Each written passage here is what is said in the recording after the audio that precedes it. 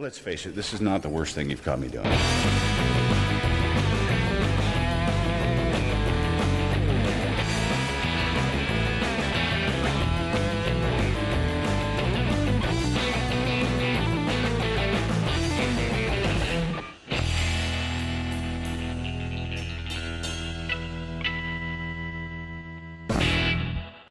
Welcome back to another episode of Garage 33. This week we're going to do a little bit different. We're going to do what we're going to call a rant. So Daphne and I chose 3 or 4 films that we're going to rant about. We'll get to 3 for sure, and then if we have enough time, maybe a 4th. But for this week we're going to do Star Wars Force Awakens, James Gunn's Superman, and Deadpool and Wolverine.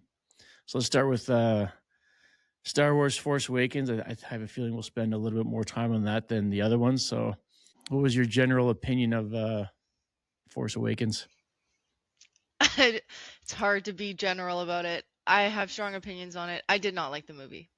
That would be I wasn't a big fan of it either. It was one of those ones that was kind of long awaited, and I think people give it more credit than it deserves because everyone was waiting for this big, fantastic movie, and it was a copy of the original A New Hope, the fourth iteration of the fourth episode, I should say. A woke version of A New Hope. That's what I call it. Yeah, they pretty much just make the protagonist female, and basically copy the first 1977 film. So pretty much. So what about it specifically didn't you like? I think what has really started grinding my gears over the last, little while is that companies like Disney, I notice Nintendo does this a lot too, is they really feed off of people's nostalgia. So it gets to the point where they don't really care about quality anymore. It's just, how can I make this nostalgic enough where people will eat it up? So I think Disney did everything right in that area where they had the Millennium Falcon, they had some OG characters, they had the original soundtrack, they were really good at like set building. It looked very Star Wars. It had a very the whole movie had a very Star Wars vibe to it. But that didn't make the movie good. I hate the main character and I hate Kylo Ren. I think Rey, she requires and gains very little to no character development, which is not very Star Wars at all. The whole point of Star Wars is, training and becoming a better version of yourself and becoming a master Jedi. And Rey seems to already master everything with no training, no nothing. And, she knows how to fly a ship. Why do you know how to fly a ship? And she kicks Kylo Ren's ass. Like, it just left me going, so no character development, no meaningful dialogue is happening here. And I think Kylo Ren is one of the weakest Star Wars, no, not one of, the weakest Star Wars villain. I did not like him at all. So yeah, I'd agree with pretty much everything you just said there. I did like the character Rey. I didn't like what they did with her. I named my dog after her, so I like her, and I like the actress did a good job with her. I just think that she was hollow. Yeah, I agree. It was almost like they were just trying to rush the beginning with so like you said before, the first 6 films, they hammer home that becoming a Jedi it's a lifelong journey. It's decades and decades of training, and to become a master, you've got to put in 20, 30 years, right? Which we saw with the Obi-Wan character in the TV show and other films, right? So you're right. The fact that Rey all of a sudden has an ability, I'm not going to say that she's like a top-notch Jedi master by any means, but she had the ability to take on and defeat someone that's got quite a bit of time of training already with Skywalker, as you find out later on. That was just, I thought, piss poor writing. It was almost like they just wanted to jump ahead and get right to the action sequences of the film. As far as the flying of the Millennium Falcon, she didn't do a great job. She hit the ground several times. She shouldn't be able to even start the thing. She's Yeah, a scrapper. And it's also you're right.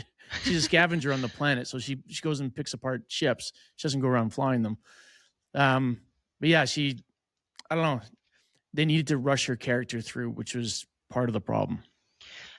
Even just a little bit of explaining. So, she lives on a planet that has plenty of different species, and but the fact that she can understand Wookiee, the fact that she can understand droid, the fact that she can fly ships, the fact that she can mind bend a stormtrooper to release her without a single day of training. It's like, so okay, you're strong with the Force. Luke Skywalker was known as, you know, the he inherited the strongest Force anybody has ever seen, and he still had to train for years. So it just wasn't believable for me. And every time I turned around, a character was praising her for knowing something, and it's like, but she shouldn't know something, or at least give me backstory as to why she knows, how the Millennium Falcon works, or why she can understand Chewbacca. Like, give me something, because you know, as far as I understand, Wookiees come from one planet, right? And Yep. so she shouldn't have any time spent around that. She's never been to that planet. She's never even, as far as I know, she's never spoken to a Wookiee. So the fact that she can just understand that really annoyed me, because in the originals, it was only Han Solo that understood him. That was the whole shtick. So Yeah. for her to just turn around and understand what he's saying, no. Again, it's the whole thing with rushing a character through and just giving them all the abilities, not just like the way with the Force or whatever, but like you said, she can fly pretty much any ship. She can talk to any species or whatever. Mhm. So yeah, it was clumsy writing. And just like I said, they're trying to rush through the beginning just so they can get to the meat and potatoes of the film. Well, and and Kylo Ren himself, Star Wars has always done a fantastic job at making people love the villains as much as the protagonists. And I think Star Wars was, the original 3 was probably, I'm not even going to say one of the first, but one of the OG movies that I know of that is like, more people like the villains than they like the protagonists. Like, they're cooler, they're more badass. I mean, red lightsabers are cool. Darth Vader looked cool. The whole breathing creepy thing, like, that was cool. And then Kylo Ren enters, and he's a whiny bitch. He takes off his mask and he cries, and we had to wait until the third movie for Darth Vader to take his mask off, to take his helmet off. And so the fact that 20 minutes in the movie Kylo Ren is like stripping his mask off, I'm like, that ruins everything for me. I 100% agree. It was like you were saying, the reason why he was such a good bad guy in the beginning was because all you saw was that plastic mask. You know what I mean? There's no emotion on him. You didn't know if he was going through anything at all. All you saw was just the exact same look on him all the times. I mean, you could tell certain things from his body movements when he was annoyed or whatever, but yeah, it was almost like they wanted to reproduce that Darth Vader vibe with Kylo Ren, but they really missed the target on this one. It was, they gave him a mask. It wasn't nearly as good, but they gave him a mask, but then they even make fun of it in the film where Snook tells him to take off the stupid mask because he wants to be Darth Vader. Yeah. But he doesn't have any reason. Like, Darth Vader didn't wear that stuff because it looked cool. That Darth Vader wore that stuff to keep himself alive. Right. This goes back to the clumsy writing, because all in all, the plot twist of Kylo Ren being, Solo's kid, and his whole, given there wasn't a lot of backstory in the first one, but knowing his backstory, he is in theory a cool villain with a crap ton of backstory that Disney could profit off of. It was a cool character. But why is he crying all the time? Every time he took off his mask, he had tears in his eyes. Stop crying. Stop crying. They just wanted a guy to cry on screen. Oh, God. And just not even an attractive one either. Like, and that fight scene with him and Rey in the forest, I've never been so aggravated in my life, because it was stated multiple times that Kylo Ren is still training. He's not finished his training because at the end of the movie, one of the final scenes was the Emperor saying it's time to finish his training. So, but Rey has zero training. So, and don't try and tell me he was injured because Chewbacca shot him in the hip. Don't try and tell me it was because he was injured, because that's no. Kylo Ren should have been able to lay Rey flat on her ass with the with the zero training she has, and yet she kicked his ass. It just aggravated me. I was like, this is not Star Wars. You put all of these toys and all of these, set things, and you put all of the soundtrack in, and it's so Star Wars. And then by the end of the movie, I was like, that wasn't Star Wars. Well, just look at how many names that they changed throughout the thing as well, right?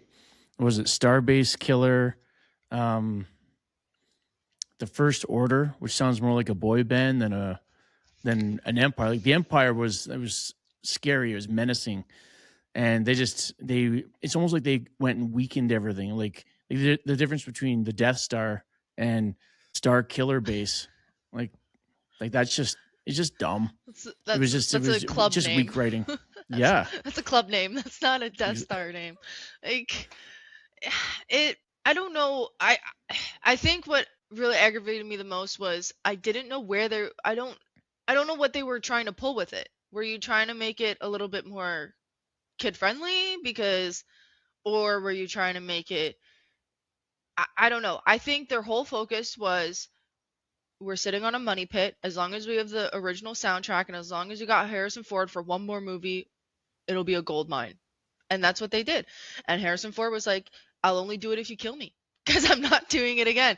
So, and now I have to give the film a little bit of credit. It was the most profitable Star Wars movie of all time. Yeah, but that doesn't mean it was necessarily good. It was No. just everyone was waiting so long for that 7th film to actually come out. Right. So it did make Disney a lot of money. And if you look like Rotten Tomatoes, I don't trust Rotten Tomatoes. I don't know if you trust Rotten Tomatoes. I've seen Rotten Tomato movies that scored 100%, and I was like, that was total dog shit. And then I watched movies that were scored super low, and I said I enjoyed it. Now, The Force Awakens got 93% on Rotten Tomatoes. Sorry, I'm just gonna add to that. That happens with almost every film, though. If you go in with super high expectations and it's not met, then it drops pretty fast. If someone says that movie wasn't that good, it was all right, but it really wasn't that good, and you go in, you watch it, I kind of really enjoyed that. So it really depends on where your expectations are already sitting, and you sit down to watch that film. So The Force Awakens did score 93%, which is pretty high. Whether it was people just coming out of the movie theater or what, like for me, doing this review right now, I had time to sit on this movie. I had time to leave the theater, go home, and sit on it, because I was the same way. I left the theater and I was like, that was awesome. That was awesome, because it comes from a place of nostalgia. Like, I grew up with these movies. I loved them. I played all the Star Wars games. I love Star Wars. So I left the theater kind of like, oh, that was awesome. That was awesome. And then not even 24 hours later, I was like, yeah, that movie was kind of shit. It was not that, because you start thinking about it, right? You're like, wait. You just need that time for it to set in, right? So yeah. But according to Rotten Tomatoes, it scored very high, and according to the box office numbers, it brought in a lot of money. So I don't know. I don't really know why. I think all of my points stand true, but that's why it's an opinion, I guess. You kind of said it earlier, though. It's about the nostalgia. So it's just the fact that it's a brand new Star Wars movie. You can make the worst Star Wars movie ever, and people are still going to go out and see it, right? Yeah. So especially like if you put a certain amount of time, like if you're banging them out every couple of years, you're not going to get that big draw. Like obviously, Episode 1 came out. There's 20 years in between the original and the it was 90 something, so yeah. So I mean, you're always going to have that push from people to go, oh, let's go see this, right? So they were thinking, okay, the prequels. I actually didn't mind the prequels. I know a lot of people shit on them. They have the best quotes in them. What are you talking about? They have the best quotes. I loved the prequels. Prequels.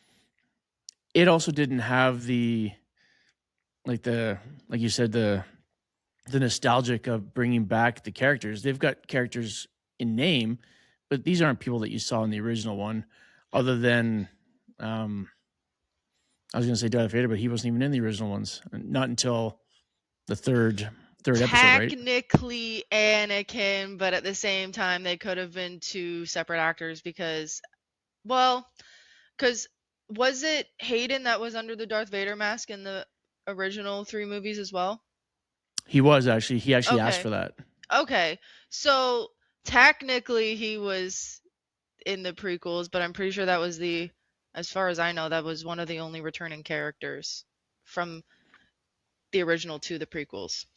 But Well, yes. So he wasn't the original, obviously from back in the day. no. But yeah, I mean, the Darth Vader episode 3, when you finally see him for the first time, yeah, he was the only one that kind of brought you back that way.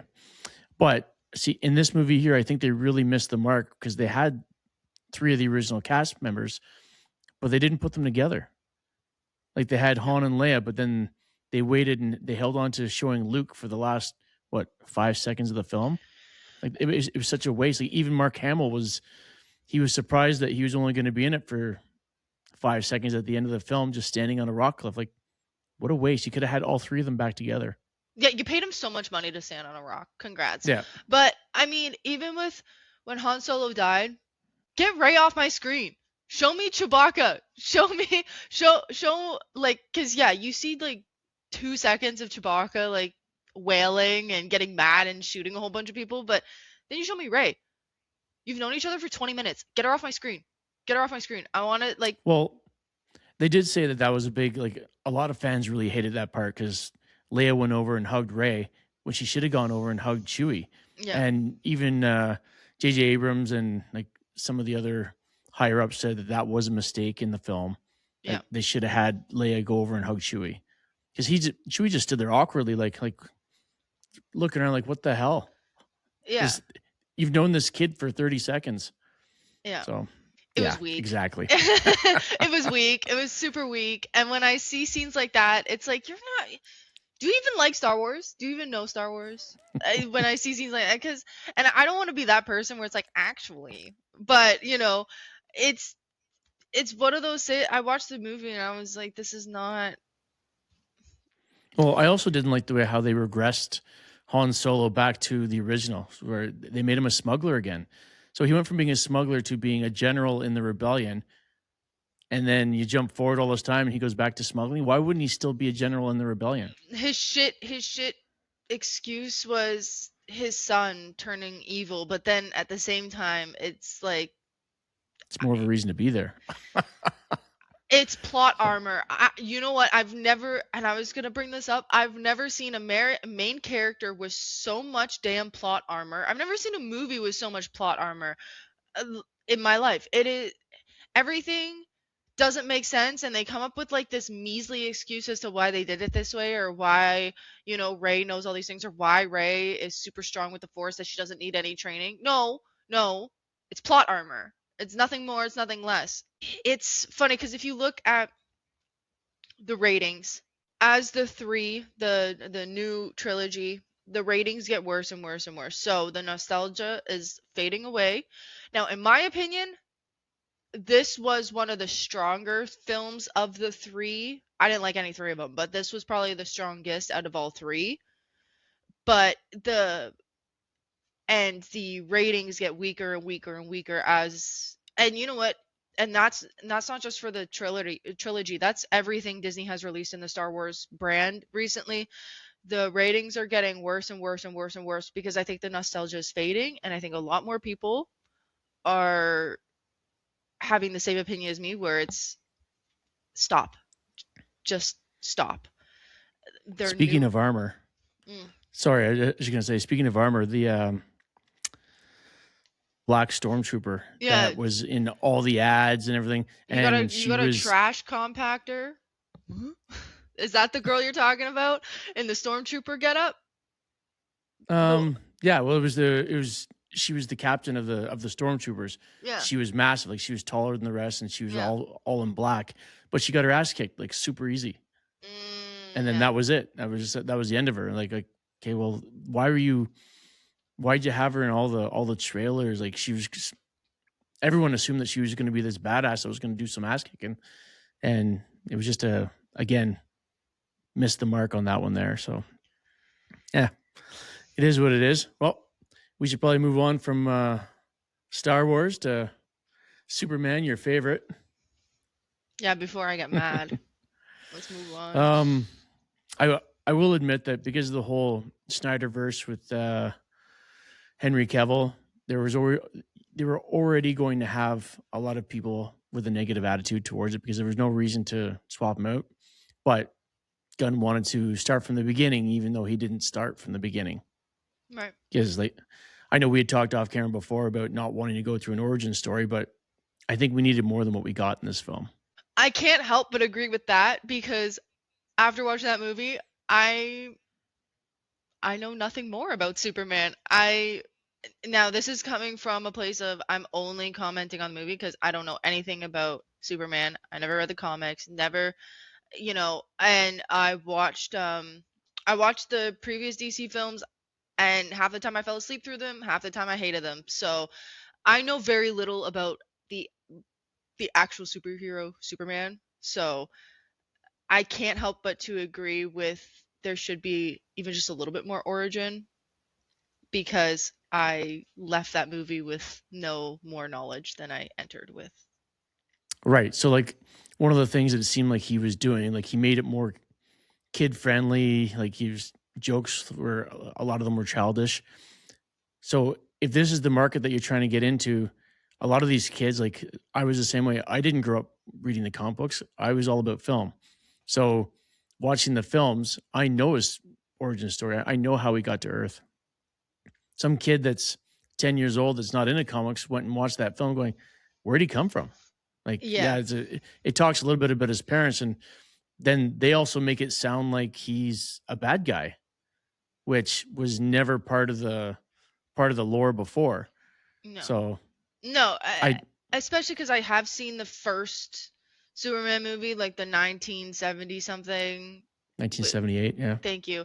I did see that one, so I do know. I know his origin story from that movie. I don't know anything more, anything like. I know that origin story, and I knew he grew up in like a rural farmhouse, and then if you watch that movie and then fast forward to this newest one, you're like, wait, how do we get here? Well, What's yeah, going it's on? just it's like one of the things that Marlon Brando says in that 1978 film is they have the capacity to be great, and you need to help them realize their potential and protect them and all the stuff. And we're giving you all the best of us, and we're sending it with you. And then this one here, they make it sound like he's there to enslave the human race. Like that's not how that was. Like you're kind of wrecking the story here. So, Yeah. and on top of that, for it being like Gunn's first iteration of the film, it was overcrowded with the lame Justice Gang, which is a horrible title that Gunn also came up with. But it was almost like he's trying to fast forward and rush things, and he wants to set up everything for a Justice League film that he obviously wants to do for himself. So I don't This know. is coming from a place of complete ignorance. Is there actually a thing like such a thing as the Justice Gang? No, that So was he completely came up with that. yeah, that's just for comic effect. Oh, okay. So Okay. like this is the first time anyone's heard the Justice Gang. Oh, okay. Thank you.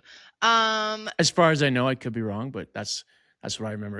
And when I tried looking it up, I couldn't find anything other than it said 2025 James Gunn nicknaming the Justice League as the Justice Gang. Okay.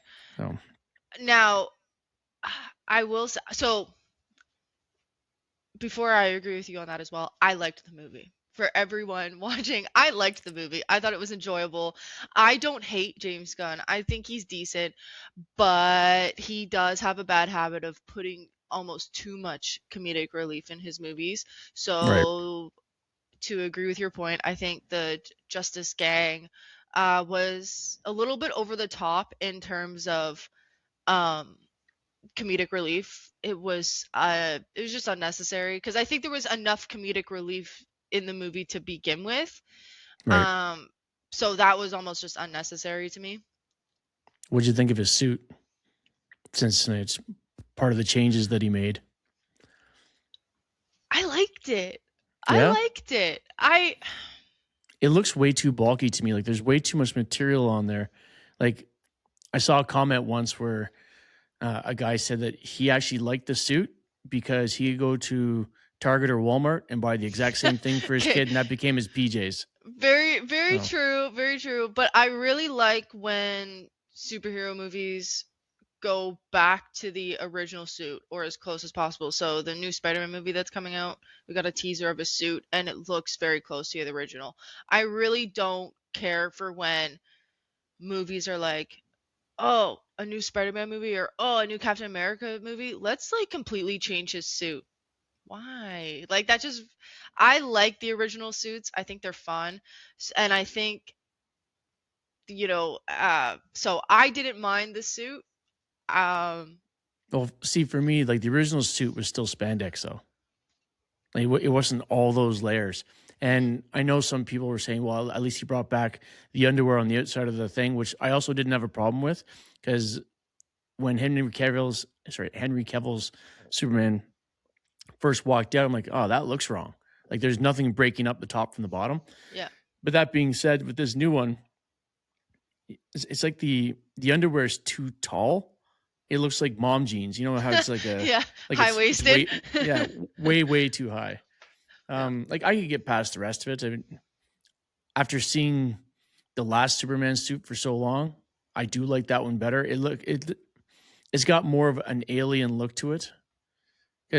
And I know originally they were saying, well, some people say that Martha Kent was the one that made his suit, which I don't think that's far off the mark, which I'm sure he did. The only thing that his blanket was used for his cape. So I think Okay, was the yeah. original one. Yeah. And obviously over the years that they've changed that to the suit was found on the ship when or the Fortress of Solitude. Sorry, having a brain fart there. Because like even in the original one in '78, it never showed a suit anywhere along the way. And then he went and walked out to the North Pole basically and had this thing. He spent 4 years out there training, and he came out with a suit which he didn't have before. Right. So in the end, it's just a suit. Yeah. I thought the costume design in the whole movie was pretty good, but I think I don't like overly serious superhero movies because I don't take them seriously. I'm not a comic book reader. I'm not, you know, I don't dive into the canon events and the comic book accurate lore as much as others, but I do go to the movie theaters to see really any new superhero movie that piques my interest. I really enjoy the superhero movies. They're just easy to watch. If it's enjoyable, I enjoy it, therefore I like it. I thought it was very enjoyable. I thought Superman was very enjoyable to look at. I thought the CGI was I thought the fight scenes were incredible. I remember watching the movie and then right after texting my brother going, "Holy shit, those fight scenes were some of the best fight scenes I've ever seen in a superhero movie." Like this fight scenes were really, really, really well done. I hated the fight scenes in the beginning when Superman got his ass kicked the whole time. And it was such a lame excuse. Oh, Lex has been studying him for years, so he knows his moves before he does. Again, Superman can move at almost the speed of light. He should have been able to get in there as soon as he gets hit the first time, move faster. You still, in the end, have a human yelling out plays and everything from the sideline. Like he shouldn't be able to keep up that fast, and he wouldn't. But again, like just like in the comics, the writers can destroy or make Superman great. So it's piss poor writing as far as I'm concerned. It is piss poor writing, but I do find it difficult when you have a superhero like Superman who is basically other than kryptonite, he has no weakness. Like he is Sure, he does. like what? He won't ever kill anybody. Oh, okay, And I guess, but that's his biggest downfall is that everyone else will just kill someone and they never have to come back to them again. But okay, he yeah, won't. He's but always he's the fastest, he's the strongest out of all superheroes. He's the fastest, he's the strongest, he's a literal alien. So he just to correct you there. He's not the. He's got almost everybody else's powers, but everyone else's powers are better than his in those individual things. Like Flash is faster than him. Like even in the last one when it was showing like them fighting, obviously Superman's got the strength, but Flash was faster that he could get out of the way yeah. until he made the mistake of thinking he could just push Superman, and that's what screwed him up. But in terms of a human level, Yep. he could kick anybody's ass, really. I mean, so I think in the movies and in some comics, you have to weaken him because it's like this fight would be too easy. You know what I mean?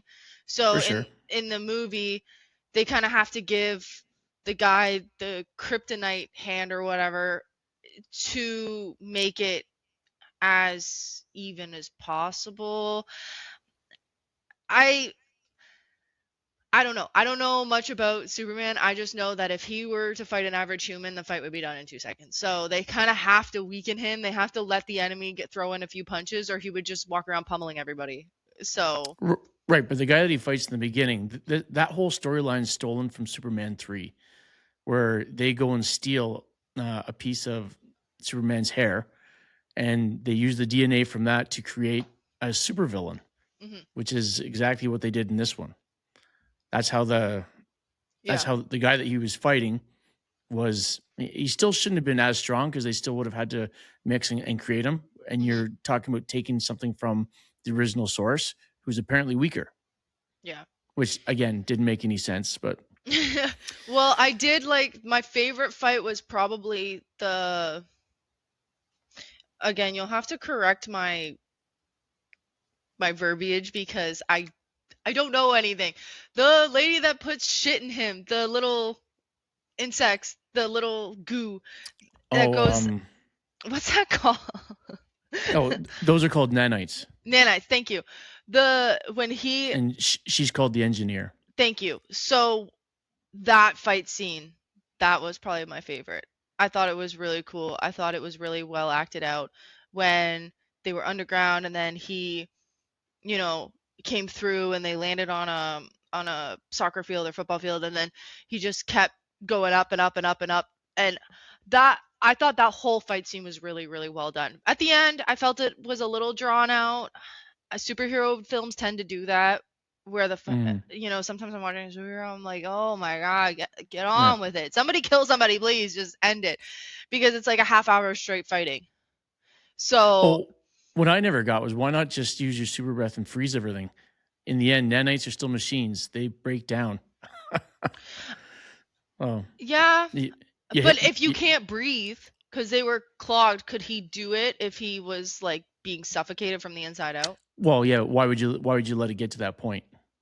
Right? True. It's just like the laser vision. All he's got to do is open up his eyes and it should just burn through every one of them. Which he tried.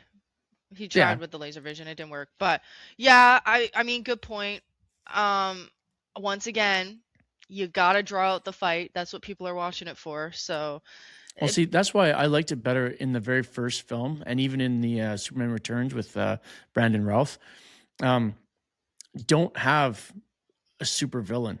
You've got Lex Luthor, who's supposed to be the greatest criminal mind of our time, which is another issue that I have with this one, that he's working with the government and to take down Superman, which blows my mind that that's even an option to have when he's known as being the world's super criminal. Yeah. Right? So anyway, what people really liked about the first one and Superman Returns was just showing his feats of strength, like what he's capable of doing. So like in the first one with Christopher Reeves, he catches a helicopter. He spins the world the opposite direction. He flies around the world so fast. He makes it. So yeah, 100%. What does he do? He like fucking goes into the Earth's core and pulls the Earth back together. I mean, was a little campy, but I'm not gonna hate on a 1978 film. Yeah, he didn't do any of that. Yeah, Are you talking about the fault line?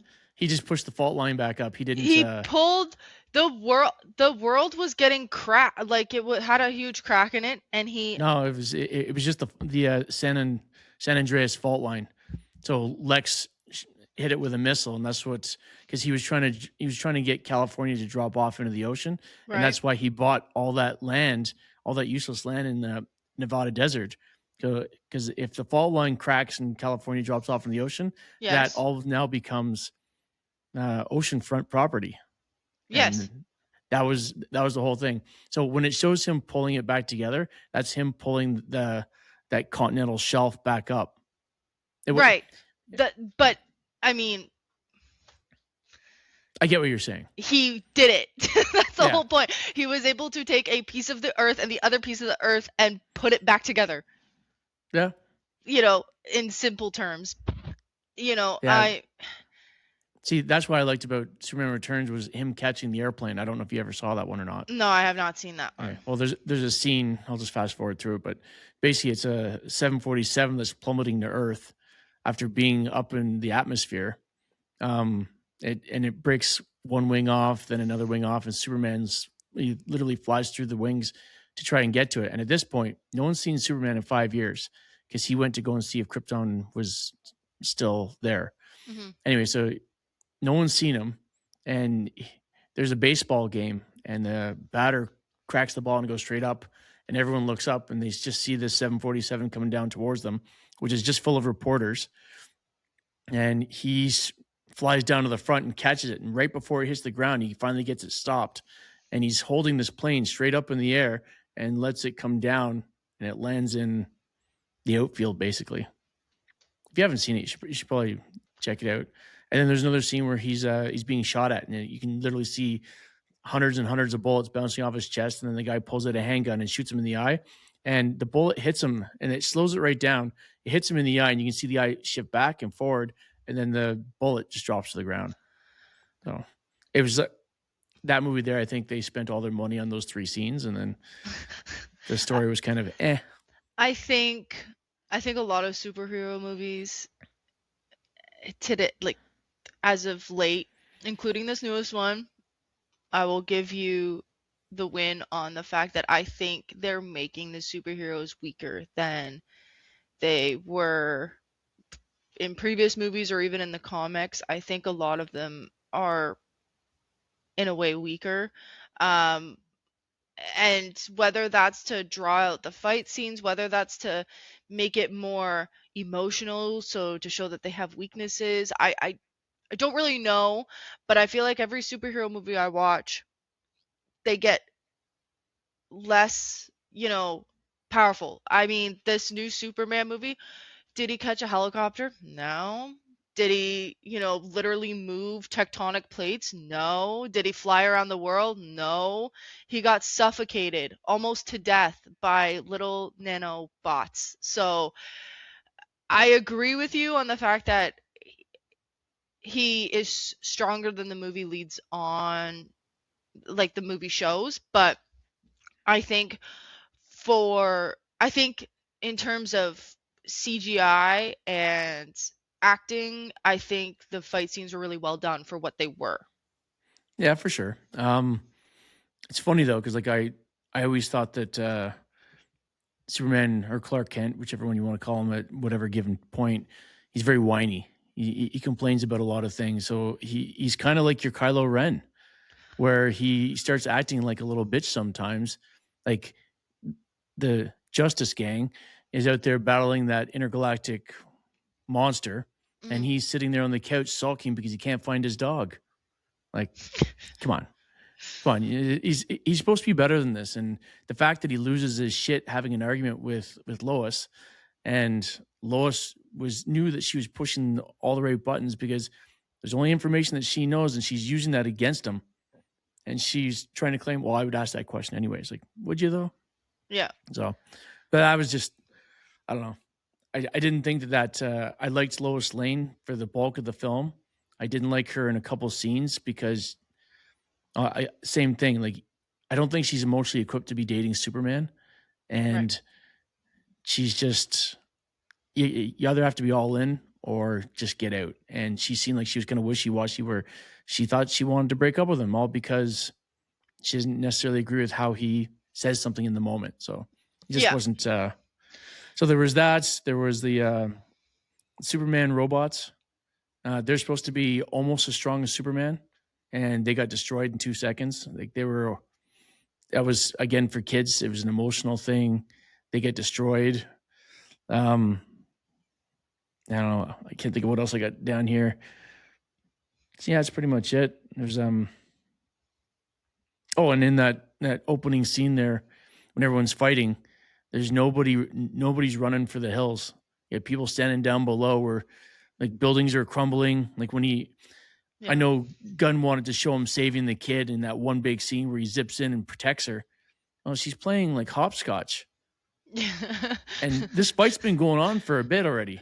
Like, So I was like, what are you doing here? yeah, like this doesn't make any sense. And Yeah. like if you look down on the CGI'd ground where there's all these people just standing straight up looking at it, like you're like 50 feet from what's going on. And this, Yeah. like, I don't know.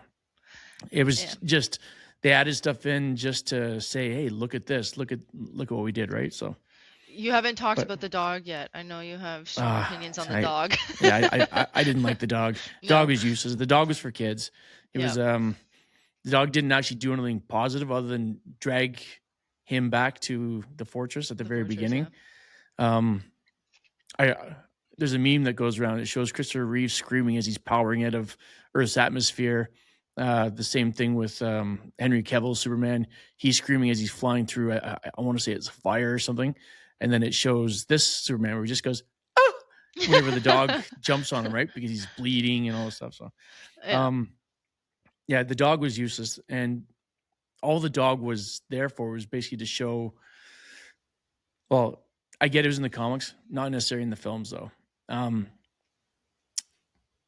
At the very end of the film, when it showed Supergirl coming back from, I don't know, it was a month-long alcoholic bender where she's hungover when she comes back in, which I don't think is appropriate. You've got things for kids in here, and now you're showing a party girl walking in the door and not taking responsibility for anything, and just and it barely even showed her, right? So it was again just adding it in. Just want to add in one more of the 45 characters you've got in there that aren't necessary.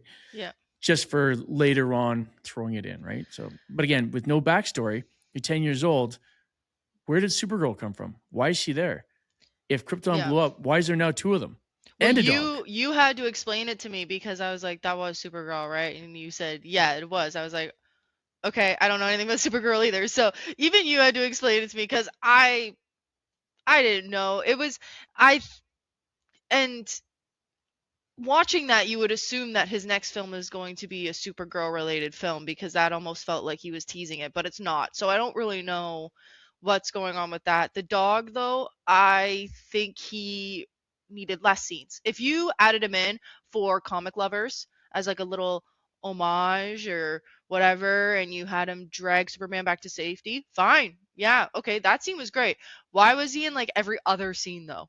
Well, you I know? wouldn't even had a problem. Like in the beginning, when he first shows up and jumps on him once, and then he says, "Drag me home." If he had taken that, I would have been down for that whole scene. Yeah. But again, Gunn pushed it too far with how long he had the dog jumping on him and jumping on him and jumping on him, Yeah. and then later on not being helpful.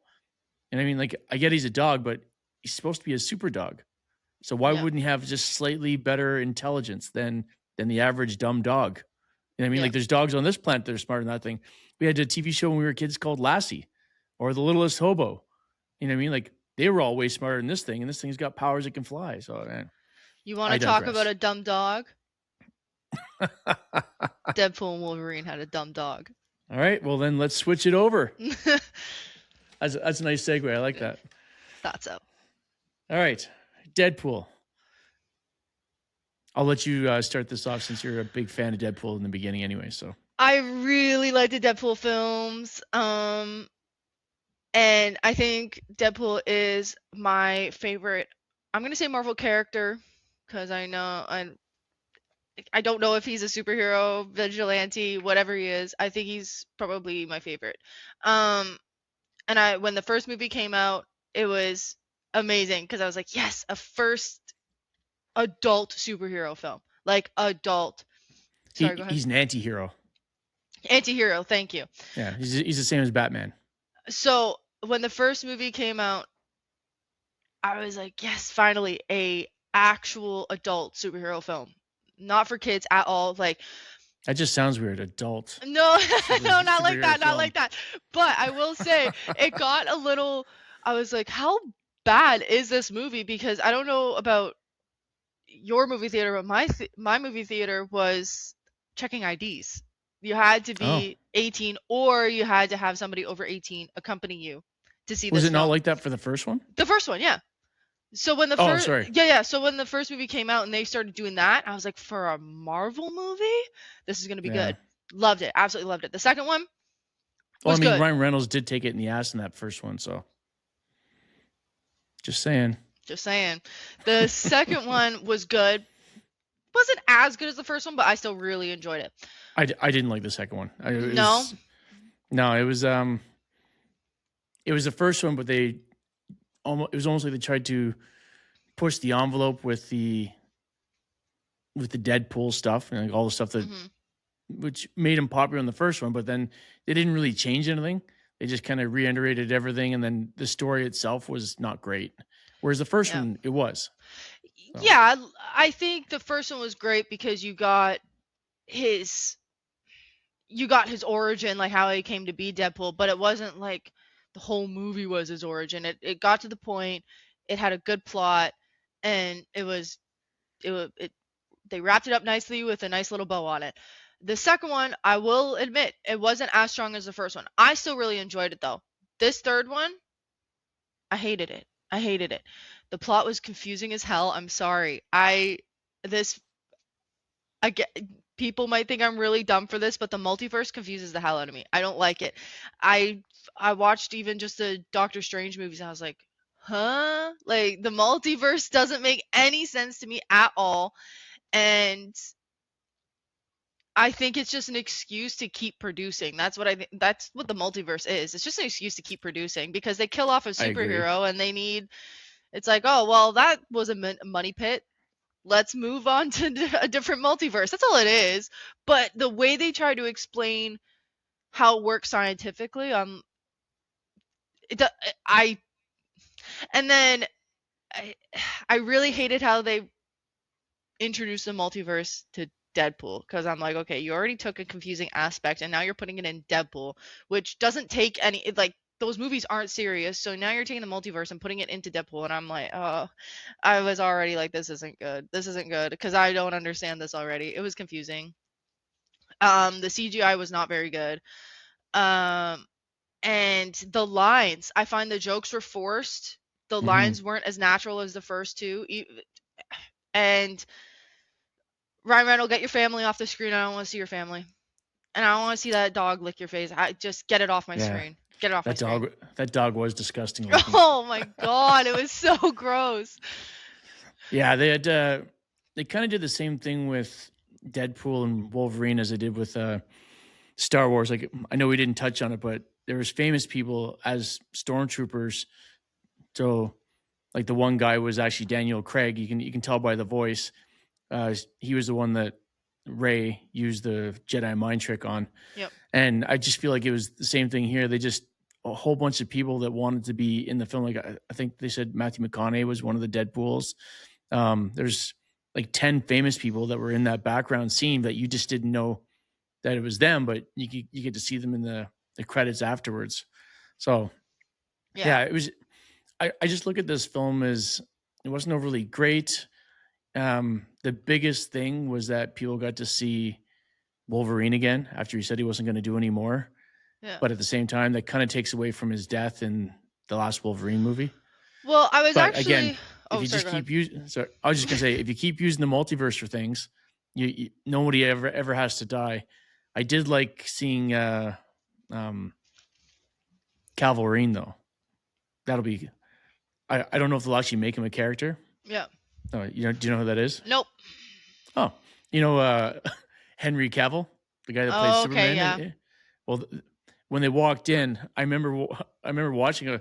That's not Hugh Jackman. That guy's way too big, and it just turned his head to the side, like holy fuck, it's Superman.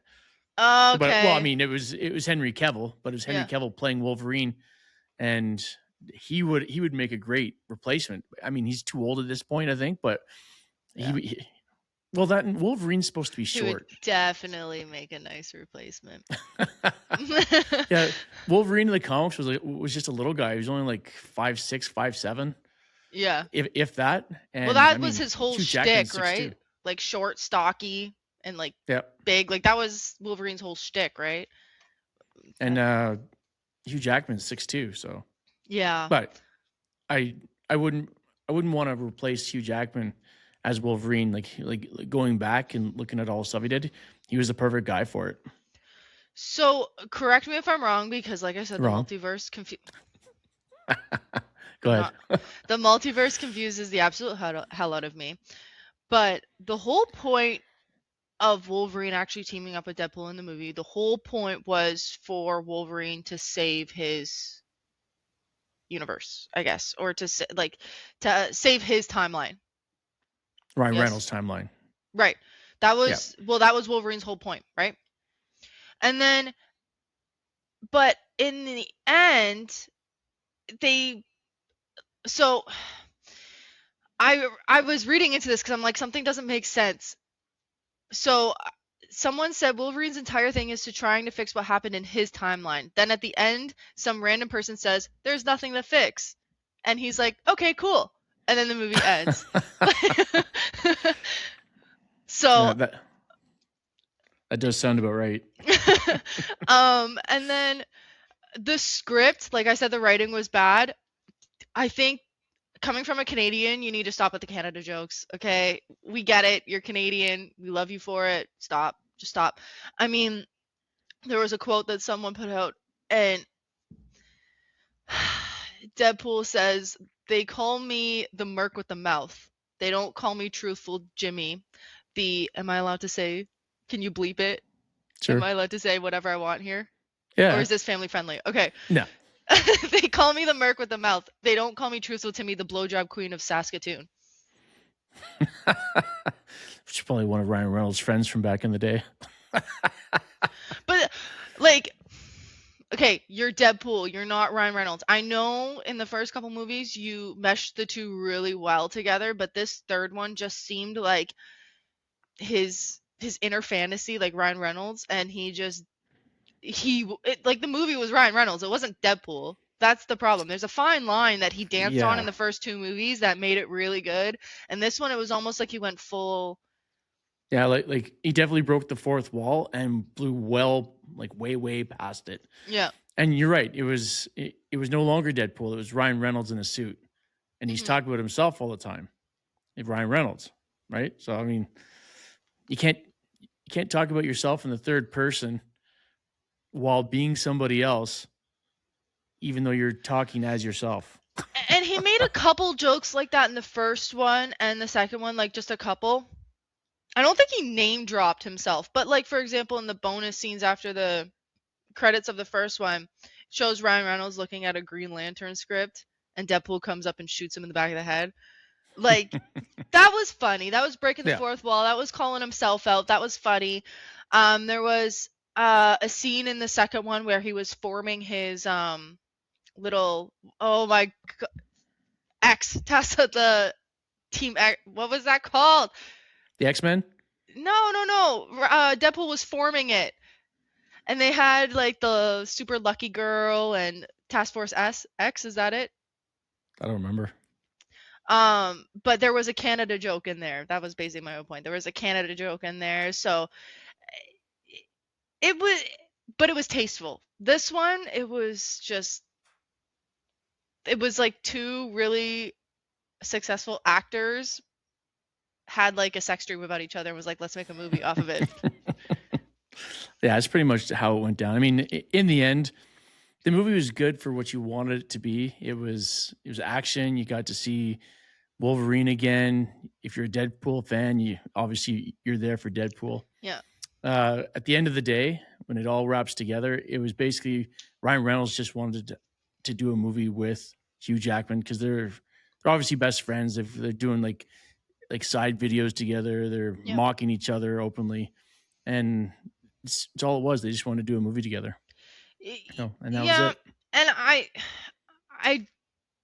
I will say I think I'm hoping that this third one is what introduces Deadpool to the main MCU, like the main, because I know Deadpool was kind of it was still the MCU, but it was kind of a separate storyline, and I hope, if like in Doomsday when that comes out, I'm not expecting it, but I'm hoping this third movie, with how much X-Men is in these movies and stuff, I'm hoping that whether there's a new X-Men movie or even in Doomsday, Deadpool starts to make more appearances in those. But so I'm hoping that's what this movie did, but that doesn't make it good. I think the movie was kind of bad. Especially because I'm pretty sure to this day, well, no, I think the third Avengers movie beat it, but prior to Endgame, Deadpool was the highest grossing Marvel movie of all time. And then Endgame came and then it topped that. But before that, it was Deadpool. Deadpool. The first Deadpool movie was highly rated. It was the top grossing Marvel film of all time. And it was wildly successful. Second one wasn't as successful, but it was still enjoyable. And from what I'm reading online, because I was like, I hope this isn't just my opinion, because again, I'm not a comic book reader. So maybe me saying this movie was bad, maybe I don't know what I'm talking about, especially because I don't understand how the multiverse works. No, I looked it up. A lot of people hated this movie. There was actually a good handful of people that are diehard super fans that were like, this is not a good movie. So, yeah, All right, well- I feel validated. Well, there you have it. Looks like we're roughly at that time. So, Daphne, I want to thank you for coming out and doing this. Thank you for having me. And that's it for Garage 33 this week. And we'll talk to everybody next time.